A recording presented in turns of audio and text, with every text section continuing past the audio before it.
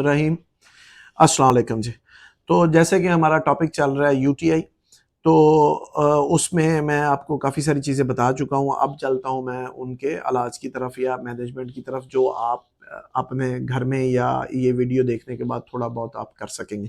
Deeply नहीं बताऊँगा ताकि सेल्फ मेडिकेशन ना शुरू हो, क्योंकि सेल्फ मेडिकेशन को हम सब भी प्रमोट नहीं करते, बल्कि वो नुकसानदेह साबित हो जाती है। इसलिए मैं उतना बताऊँगा जितना आप कर सको और आपके लिए नुकसानदेह ना हो सके। तो सबसे पहले मैं आपको बताऊँगा नॉन फार्माकोलॉजिकल ट्रीटमेंट, जिसमें दवाइयों का इस्तेमाल नहीं होता, क्योंकि कोशिश हर फैमिली फिजिशियन की ये होती है और होनी चाहिए कि पेशेंट को पहला स्टेप बगैर अद्वियात के वो अपने आप को कुछ बेहतर कर सके। उसमें जो जो वजूहात मैंने आपको बताई हैं उसको मद्देनज़र रखते हुए मैंने आपको बताया था कि पानी का कम इस्तेमाल इसको ज़्यादा करता है, तो आपने पानी का ज़्यादा इस्तेमाल करना है। जब ज़्यादा करेंगे तो ये खुद ब खुद चीज़ें बेहतर हो जाएंगी। इसी तरह फ्रूट्स का ज़्यादा इस्तेमाल करें। वो चीज़ें जो आपको बार बार मसाना भरती हैं, कैफ़ीन वगैरह, ये वो उसको कम इस्तेमाल करें। मैंने आपको कहा था पेशाब रोकने से, ज़्यादा देर मसाने में रखने से ये ज़्यादा हो सकता है, तो फिर उसका उल्टा आपने करना है, आपने जल्दी-जल्दी उसको खाली करना है। उसके बाद वॉश करना है। वॉश करने का फीमेल्स में ख़ास तौर पे जब हम अपना वॉशरूम जाके इस्तेमाल करके फ़ारग होते हैं, तो वॉश करते हैं, तो पीछे से आगे की तरफ करते हैं, क्योंकि स्ट्रक्चर एनाटॉमी में ऐसे है कि हमारे पखाने का रास्ता जो है वो पीछे है और पेशाब का रास्ता आगे है। तो जब हम पीछे से आगे की तरफ करते हैं, तो ज़ाहिर-सी बात पखाने की कुछ चीज़ें वो पेशाब वाली जगह आ जाती हैं। तो वो आपको पता है कि गंद होता है, तो वो फिर आपको इन्फेक्शन कर सकता है। तो बेहतर है कि फ्रंट से बैक की तरफ साफ़ करें, ताकि वो आप इन्फेक्शन से बच सकें। और कई दफ़ा ये होता है कि हमने अक्सर देखा है कि हम सब भी ज़्यादा नेचर बनी होती है कि हम जब आते हैं हाथ गंदे होते हैं, तो हम समझते हैं अभी वॉशरूम जाते हैं, इस्तेमाल करते हैं, उसके बाद वॉश तो हो ही जाना है। तो वो लेकिन क्या होता है कि आपके हाथ गंदे होते हैं, तो जब आप उसको वॉश करने के लिए यूज़ करते हैं, तो वो जरासीम उसके अंदर चले जाते हैं।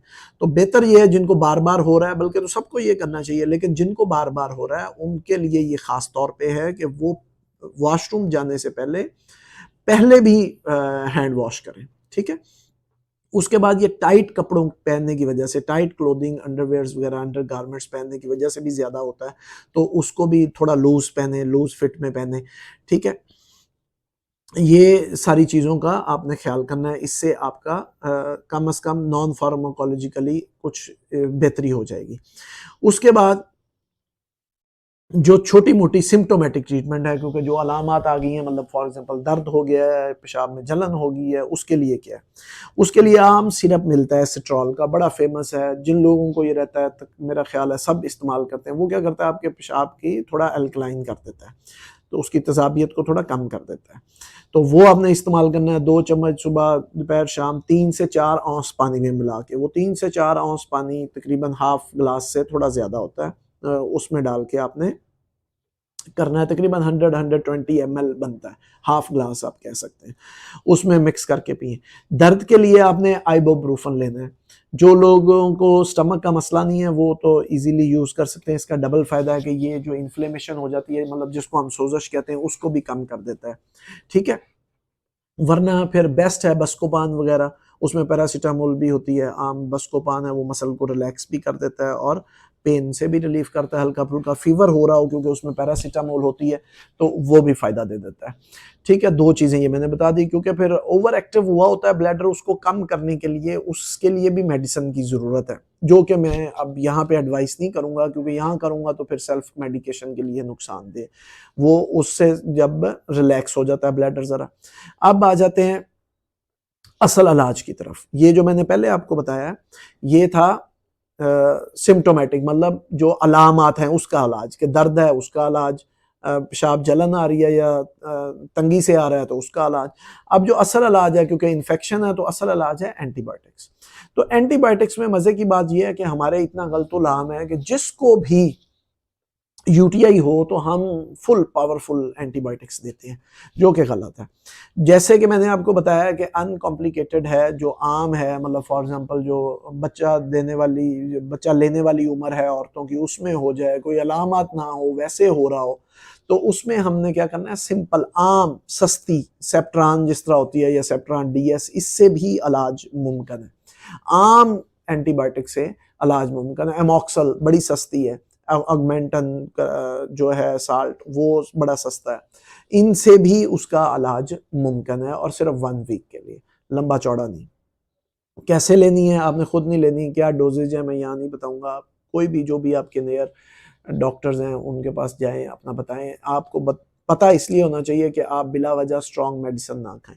अच्छा, जो कॉम्प्लिकेटेड है, मतलब जिस तरह मेन है, या कोई अलामात ज़्यादा आ गई हैं, या जिसमें स्ट्रक्चरल चेंजेस आ रही हैं, उनके लिए क्या, उनके लिए स्ट्रॉन्ग एंटीबायोटिक्स का रिकमेंडेशन है, और 2 हफ्तों का इलाज है वो भी मैं एंटीबायोटिक यहाँ पे नहीं बताऊंगा, लेकिन चलो एक शेयर करने के लिए, स्प्रोक्सन, नोविडेट भी है, सफिक्साइम वगैरह भी है, यूज़ करते हैं हम।